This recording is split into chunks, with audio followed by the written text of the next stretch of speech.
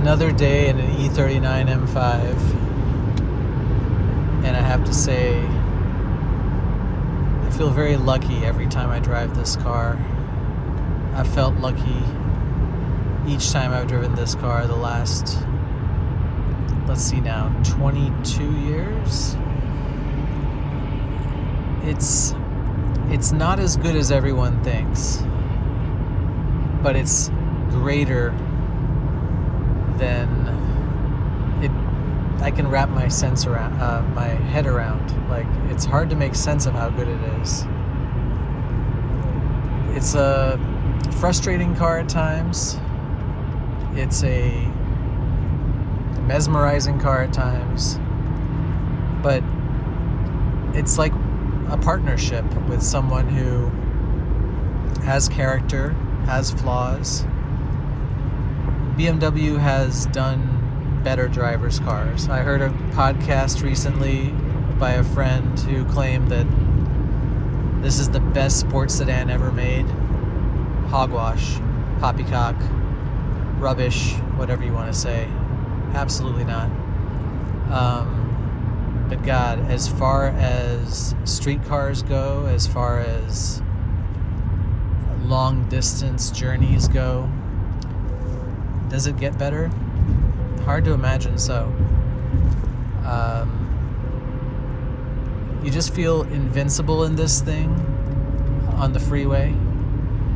Around town, you get smoked by a lot of things, but that's the way the Germans used to make cars. It wasn't about racing around in town, and frankly, it shouldn't be.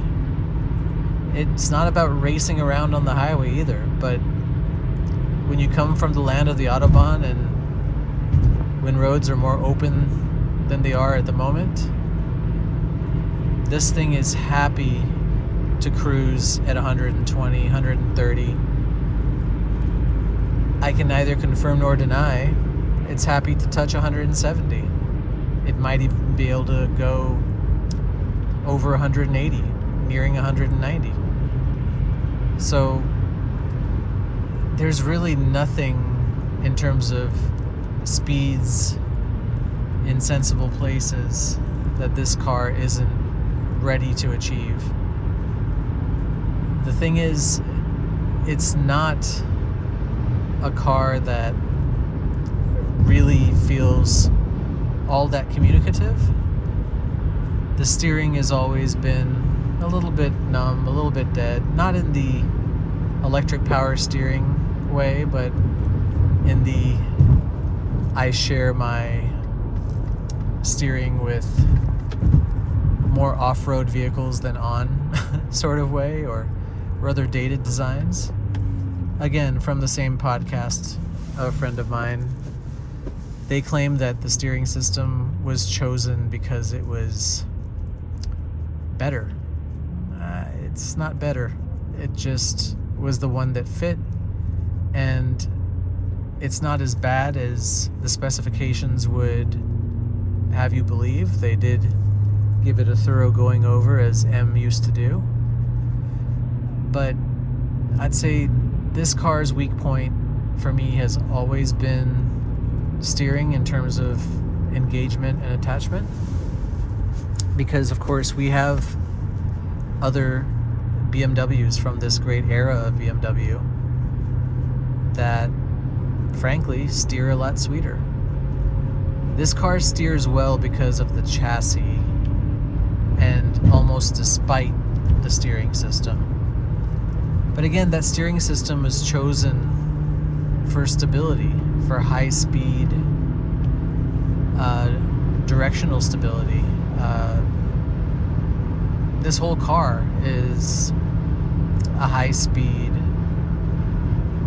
device. It's not meant for being tossed around, although you can do a surprising amount with it, and it feels willing. I'd say there's a difference between willing and eager, and there's things that this car does that it does so willingly, but it doesn't seem eager to do so.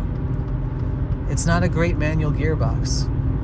It doesn't like to be rushed.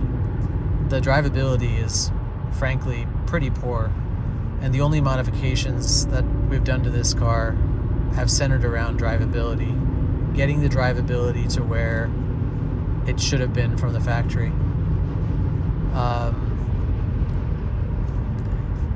276,000 miles on this car.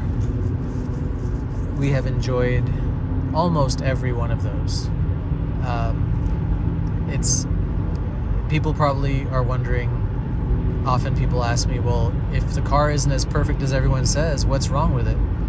Well, that's almost the topic of a different video. It's a different conversation entirely.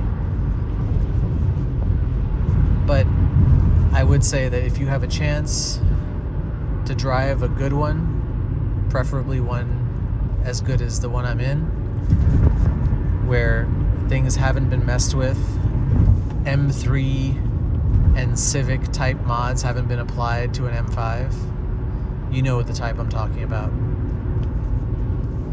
If you can get a hand on a totally stock E39, please do so. If you can get your hands on a Dynan E39, please do so. But please try not to be the person who takes this car and ruins it, because this is a benchmark car that some of the best car companies are still trying to figure out, and even after 22 years of ownership, I'm still trying to do the same.